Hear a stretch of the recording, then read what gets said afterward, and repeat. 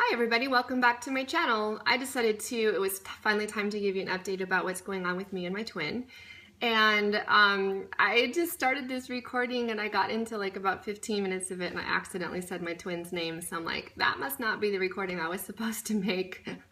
So I'm starting over again, and I'm just gonna go ahead and begin by letting you know that this last energy portal that we all came through on the summer solstice in the north, or the winter solstice in the south, that was on the full moon, was huge. And I know for me that everything that was happening probably for the last, well, really for the last 2 years since I met my twin, has been pushing me toward this point of where I've gotten. And it's such, I can't even tell you about how words can hardly express about the transformation that has taken place for me over the last few months, in particular, leading up to this, and the last 2 weeks from the new moon to the full moon. And I'll just tell you a little bit about it.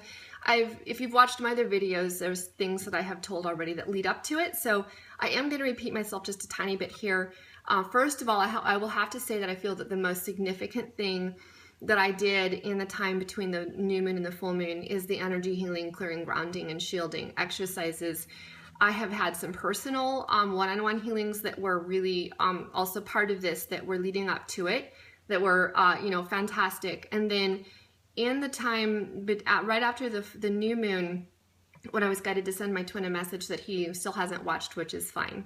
But I was guided to send him that message, and by sending that message, it pulled up for me kind of like the final dregs of the deepest things that needed to be cleared. And I know that that's why I was prompted to send the message, and I know that it actually did the same thing for him, because even though he didn't listen to the message, that he was, that there were, between the message and then just the things, of course, going on energetically between us that, had nothing to do with verbal communication. All of this was happening in order to bring up things that needed to be cleared and healed. And I'm really thankful now for the experiences of the last 2 years, which have been, I look back on them and I realize there's nothing in the whole entire world that would ever have pushed me to become what I've become and to go through the growth and the transformation than meeting a twin and having them, come in and then go out of my life. I will have to say that this upcoming webinar that I've arranged to do with April, or EstaRa as her spiritual name is, I really can't say enough of how critical doing these kinds of exercises is, because I know for myself and for my twin that it was what pushed me through getting into like a major new level through this portal we just came through. And I will continue to do these exercises because I know that we're kind of like working away like at layers of like an onion of this healing and grounding and clearing and this process. So I really highly invite you to take advantage of it. It's just going to be $22, and you'll be live on the call, or if you can't make the call, even at least you'll get the recording. Everybody who is on the call will get the recording, and it'll be something that you can use on a daily basis. She's going to take us through several segments. It'll be about an hour, but in that hour we'll have specific, shorter segments, probably like 3 or 4 segments that you can later on listen to as part of this this energy healing it was transformational. After I reached out to my twin and sent him that message, I literally ended up going through probably some of the darkest emotional. I had stuff coming up. I think like putting myself out there and making myself so vulnerable with this message. And I know that many other twins were led at this time to make contact with their twins, and the result of it seemed kind of negative. Like it didn't, really go like how we had hoped or how we had planned.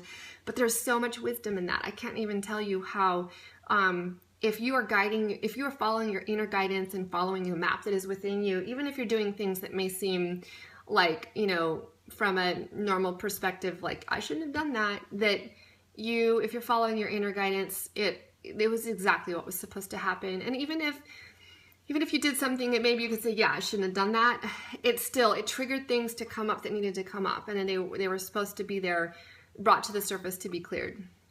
So for me, the exercises that I did with Jill and Remy had a huge effect on clearing, and I realized later on the day of the full moon, I had messaged Scott from Scott and Cece's channel, and I was like, I am dying. Like I have so much feelings.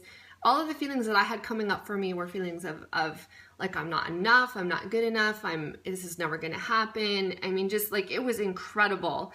And it finally clicked with me that I'm like, I'm clearing stuff that's not my own stuff. And he affirmed, he's like, absolutely.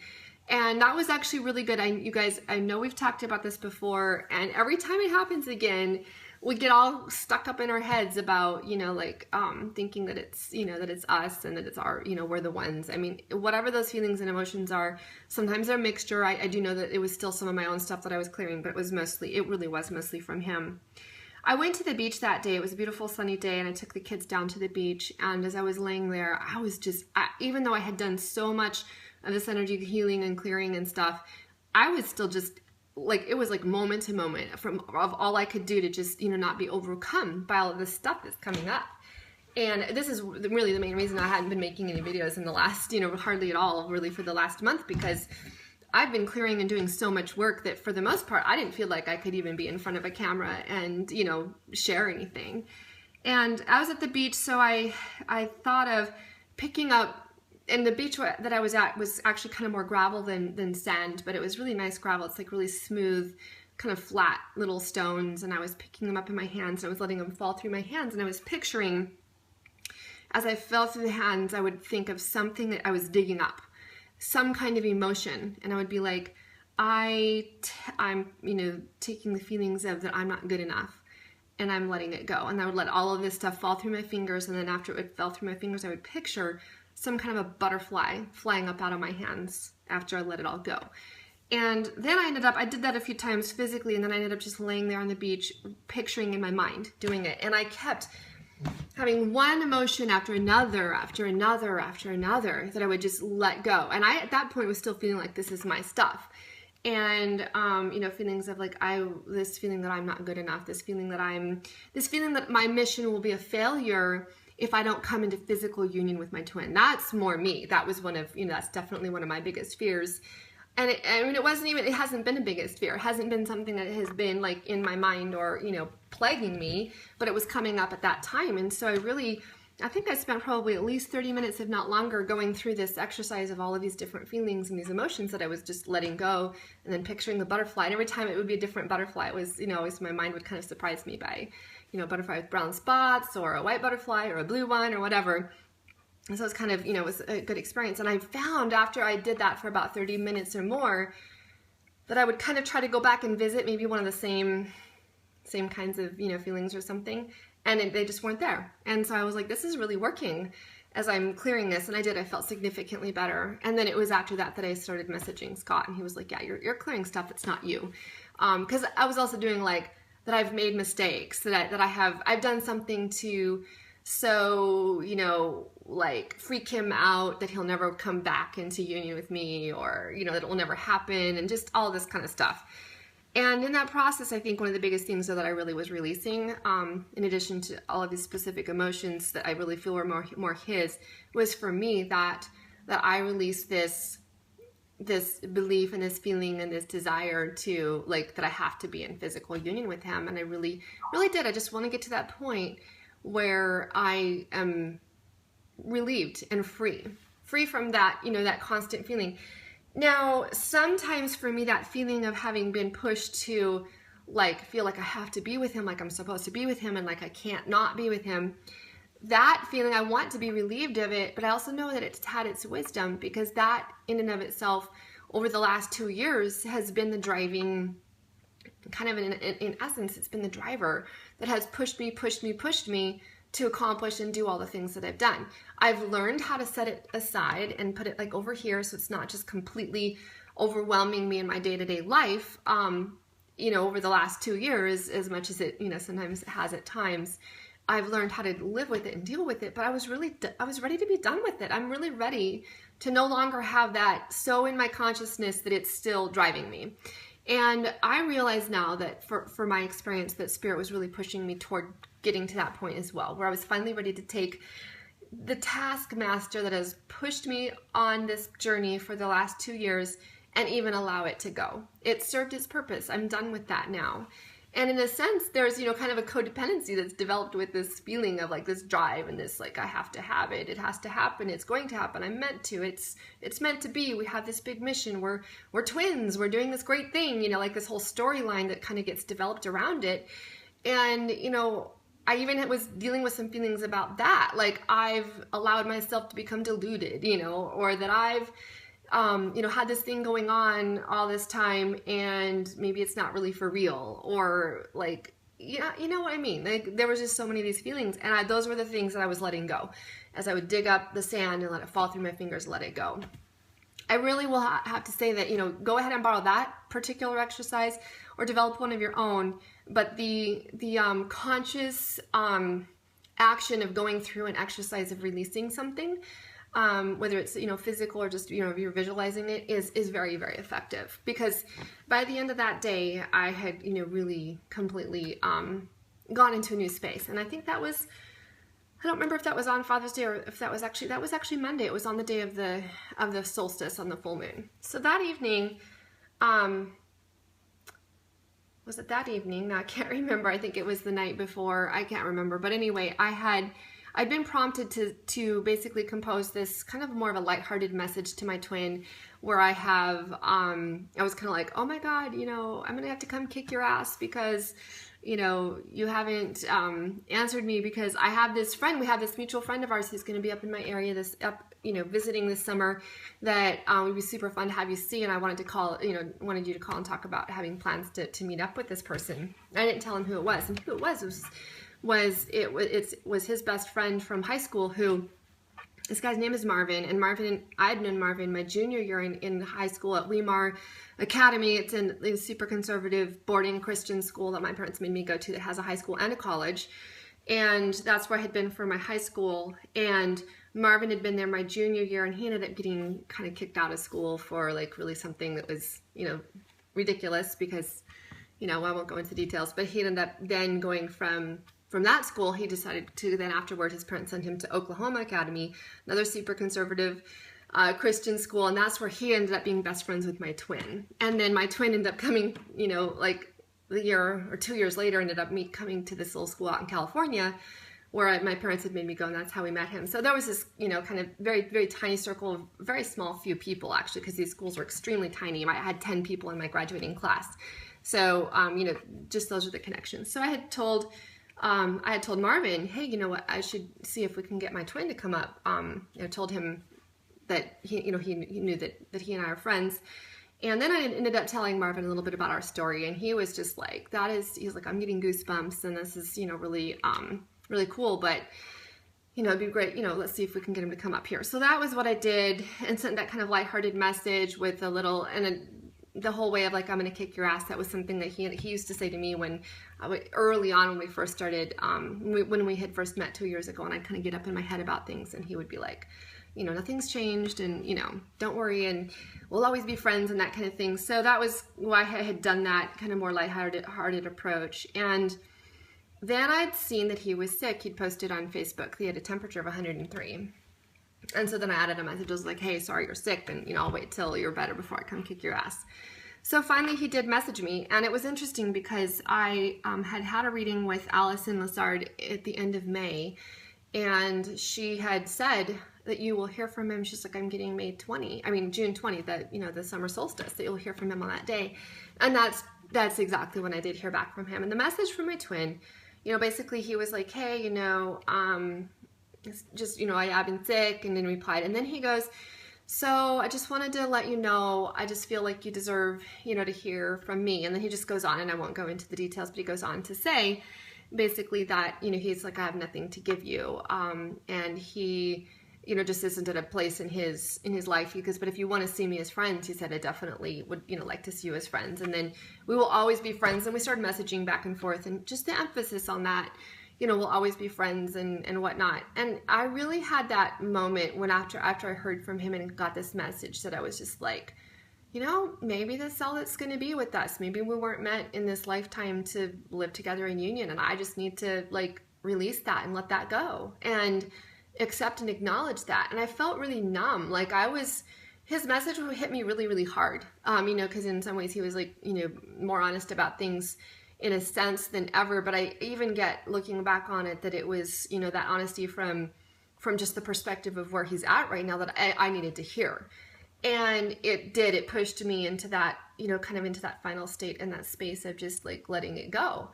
And I was pretty devastated, actually. The message really wasn't, you know, what I'd hoped to hear. I'm like ready for reunion to happen. Like, why are you talking like this, you know? And yet it did. It pushed me right where I needed to be, and on the day that I needed to, because that was the portal. That day, not just that day alone, but, you know, there's about 2.5 days on either side of that portal were really, really huge. And I, you know, realized later, looking back at it, that was truly anchoring into, you know, the 5D.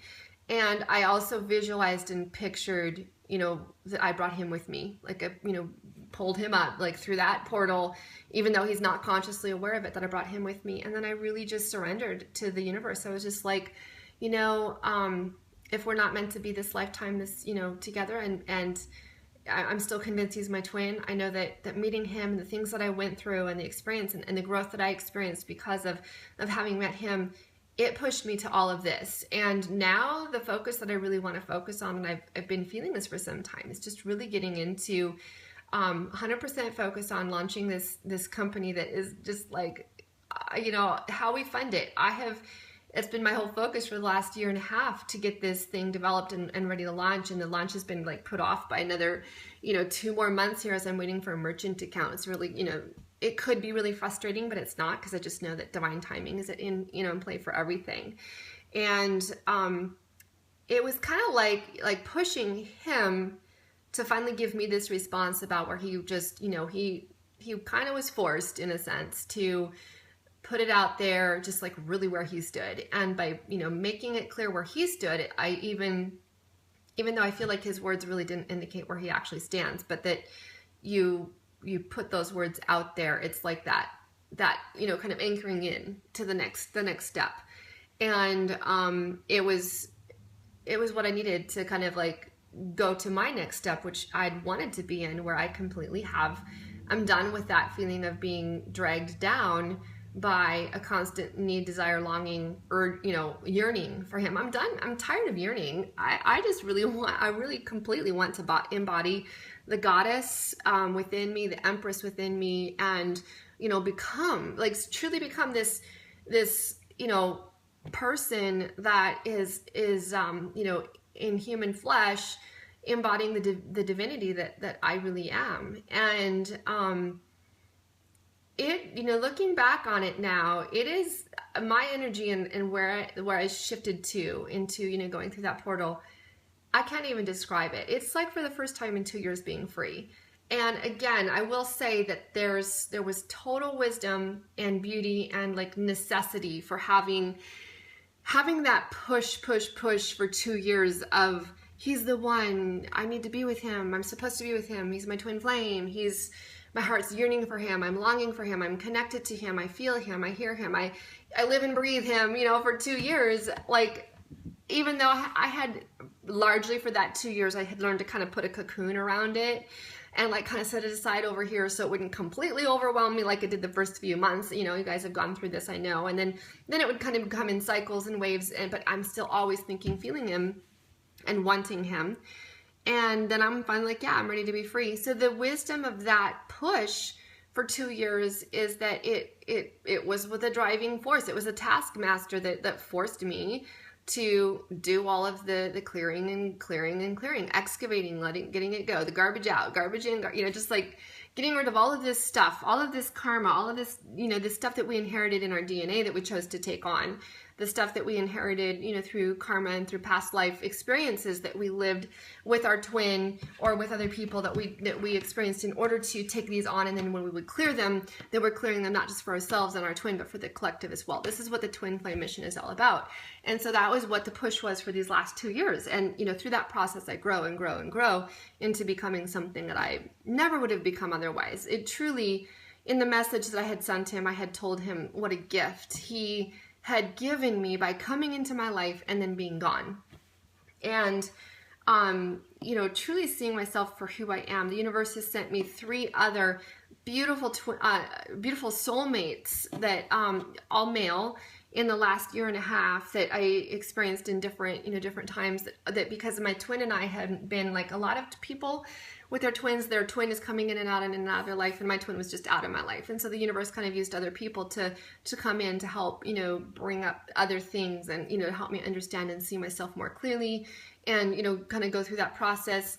And, all of it was exactly how it was meant to be. And now it's time to really embody the goddess and the empress that we are. I know that I'm speaking to a largely female audience, but there are males out there too. I do feel that most of us are the ones that embody the divine feminine.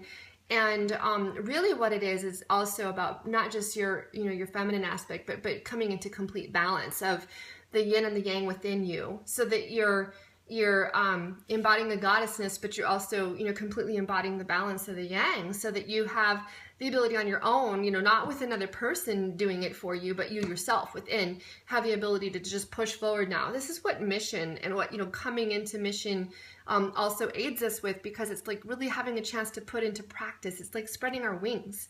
And it was interesting because I also had 2 or 3 times within the last month, I had people reference wings with me. One was when I was at this weird Burning Man thing, and there was this spiritual, camp that I had gone by several times I wanted to get a reading from this woman, and she never was there for the reading, but I did show up for a group thing that she did, and she went around the circle and was doing like saging each of us. And then when she was doing sage all around me, and she came up kind of close to my ear, and she said, and she was kind of looking over my shoulder, she said, "I see your wings are just beginning, your wings are almost ready to spread." And she said, "You haven't spread your wings in a really long time." And then I was doing an energy healing recently with Lisa, and with her, she had her shaman join her shaman friend from South America. And they had said, basically there was no more, at that point, there was no more healing that needed to be done, because this was just about a week or two ago.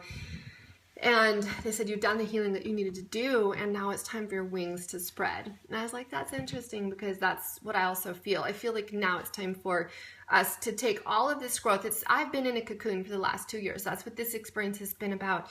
And it's about, how it is when a caterpillar is in a cocoon, the caterpillar itself just becomes a soup of DNA. And scientists have studied how the DNA completely, and all of everything that's in there gets completely disorganized and reorganized entirely, and to have this butterfly come forth. And that's what we've been doing for the last 2 years, those of you who are about at this same point on the journey. And I will have to say that in my readings with other people, and my talk and my discussions with others, I really see so many of us are really on this parallel, like the things that we're going through. And I know that a lot of my viewers, from comments you make, or from, when you're getting readings from me, you're where I've been, within the last, 6 months or so to a year. And I just want to say that that I truly feel that the place that every one of us needs, that we will, like, not just that we need to, but that we will end up coming to before union occurs, is to that complete release. Like, truly, I feel like as I was doing this letting out the final, emotions, and doing the final clearing, and then push through this portal into the next and into the new, that it was truly that like coming out of the cocoon, and my wings are ready to fly. I'm ready to fly. And that flying is, for most of us, is going to occur without our twin being in physical union with us. That is the the beginning of it. And in order to really be able to fly, though, you can't have stuff that weighs you down. You need to have you get to that point where you've healed the things that need to be healed, you've cleared the stuff that needs to be cleared, and you'll still keep on doing these exercises and in the practice of it, because there's more that can come, especially the shielding aspect of it as well, because we can also get things that get connected to us that we don't want connected, and so those negative energies and whatever. But it's time for us for our wings to really spread and fly. And I know that most of you, I bless many of you who've come through what I have now, and you're really there. You're at that point where no longer feeling sucked down and dragged down by this constant yearning and desire. And that is where you're truly ready to fly. And those of you who aren't there yet know that it will happen. You keep on it, like, and as long as you still have that longing, yearning, and desiring, like, don't beat yourself up for it. That was one of the things that I sometimes tended to do. Most of the time I didn't. I was like, I want to get to the place where I surrender this. I want to get to the place where it's not always, dragging me down like this big old ball and chain. If I jumped into the water, I would sink to the bottom immediately because I have this thing pulling me down. I didn't want that anymore, but you can't, it's also not something you can just completely just say the magic words and I'm done with it, because there's a process to it. There's a wisdom for this desire and this thing to be there, because it is what's pushing you to go through the work and through the process of the clearing and the cleaning and the becoming, being in the caterpillar in the cocoon, where you're completely becoming a soup of DNA genetic material, so that you can be reorganized into an entirely new being, from a little caterpillar that's crawling along on the ground to a beautiful butterfly that will spread your wings and fly and, soar above all of the stuff that was dragging you down before. So, when you're still in the caterpillar stage, when you're still munching away on the leaves, or when you're finally in your cocoon and you're going through that dark night of the soul maybe many, many times, that dark night of the soul. I know people talk about it and they were like, yeah, I thought I was already through that, and then I'm having it happen again. I mean, that's just part of the process. And that there is a light at the other end of the tunnel. There's not a timeline for this. It's not like, okay, by this certain date and then this date and then this date. I know a lot of times we have a reading because we want to know when are we finally going to be reunited? Well, it's not a date. What it is, it's energy alignment. It's like when all of the changes have occurred, when all of the DNA is completely, unscrambled and then, re-put together, or scrambled up and then re-put together and, reorganized. Like, that just does take a certain amount of time, but we can't put a timeline on it. It's a matter of a process. And there are things that we can do that can speed that up or slow it down. If you're resisting, certain steps of the way when you're being shown like this is your next step and you're not wanting to do it because you're still wanting to hang on to this or go over there and do that. And yeah, I had a lot of that. I had a lot of that over the last 2 years. I suppose it's possible that I could have gotten farther along in this process than I have right now if there were certain steps of the way that I'd gone through more quickly or not. It doesn't matter. And I feel like I've said before, time is collapsing, and in the end, when you look back on this, it's going to have just been a blip on the screen anyway. Knowing that your twin is also going through their things at the same time, and in the end, as I got pushed through this final portal, it just like I ended up finding that everything energetically in my heart, my emotions, my feeling, all of it is lining up with where I've seen for a long time, this is where I wanted to be and where I knew I needed to be, and my desire was to be there. I wanted to be there now, but everything is within divine timing, and there is a process of things that has to happen before you get to that point. So I just did want to share all of this to encourage you guys, to let you know that really what I had done over this right after the new moon, after the full moon, I was kind of like at that point, like, you know what, universe, if you want me to be with, like, I have these 3 other soulmates, and one of them in particular, I even told my daughter that night, because I told her, look, it doesn't look like my twin, he doesn't want to be with me. He doesn't look like he ever will. He just wants to be friends, and that's it. And, maybe it's time for me to just wake up and smell the coffee, like, there's a little bit of me that wants to just, like, kick myself on the ass and be like, you've been on a stupid, wasteless, totally wasted journey for 2 years, yearning your heart out over somebody who doesn't even want you. And then on the other hand, I'm like, no, like, all of it was meant to be. And even if it is in the end that he is not meant to come into physical union with me in this lifetime, then so be it. I just want to be free. I want to be free now. I'm ready. I'm ready to be free of the yearning and longing, and my heart, I shifted into the next portal, because all of the yearning and longing, the purpose and the point of it is done now. I don't, it pushed me to do all kinds of things that are preparing me for what's next. And it's what's next right now is focusing on stepping fully into my power, into the goddessness of who I am, and embodying it. And for me, my mission, I know very clearly I have a very, very big one with how we fund it. And that is, I've known for a long time that this is really, really significant what I'm doing.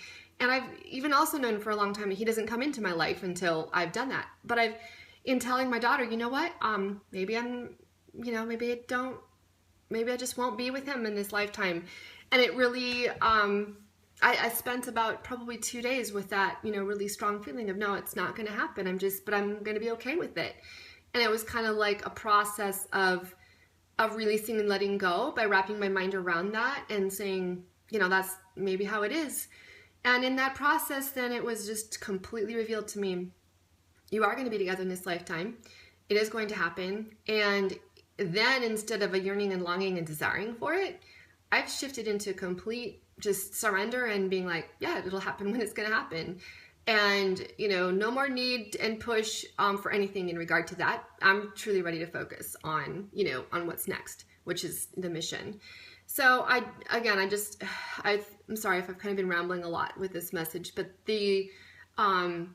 I feel like, for me to summarize my experience over this last 2 years and where I've come through in this latest portal is that, I know there's more to go. It's not like it's over by any means. It will never be over. Like as long as we are a soul that exists, we're going to keep on growing and moving forward and having experiences and whatnot. But there can be new levels of experience. And I feel like that's what I've reached at this point. And I'm super excited, not only for my own self, but for so many of you that I see are like right on the verge of that. I would not be surprised if I end up getting a lot of messages from people saying, you guys saying, you know what, I went through that portal too. And that's where I'm at now. Like I've completely released it. I already have received, messages from others. And like, I even know that they reached that before I did. And, I'd look at that and be like, yeah, that's what I want too. So those of you who aren't quite there yet, like keep on pushing toward it. Allow and know that you're a constant yearning, desiring, and needing, and that push toward connection with your twin is serving a purpose. Don't beat yourself up for it. If you're guided to reach out to your twin, do it. If you're guided to hold back and not reach out, do that. And know that ultimately, moving forward at all on this journey is up to you. Like you can sit in one little spot and twirl around for a long time, or you can choose to pick up, move with the energies that are coming in that are, there to aid you and assist you in that and move forward. So I do hope that every one of you will join us on that energy healing and clearing call. And again, I'm still offering it's $22 to be on the call, $33 if you want to do the call plus a snapshot reading. I have been doing quite a few of those this weekend. So much love to you all, and I hope to hear you on the call. And also feel free to email me anytime. I usually make time to reply, and it encourages me to know that there's other people, that are on this journey and what you're doing and how it's going for you. And, just blessings to every one of you. Much love. Bye.